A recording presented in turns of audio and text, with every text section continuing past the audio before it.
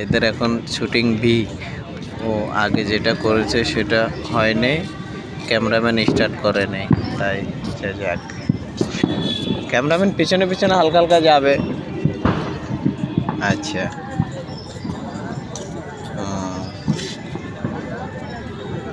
Cameraman এখানে দাঁড়িয়ে গেল।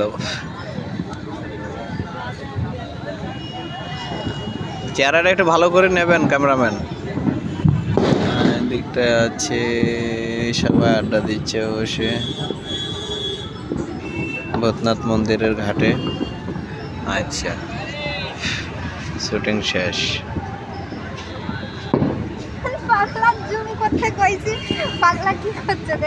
আচ্ছা এবারও হয়নি।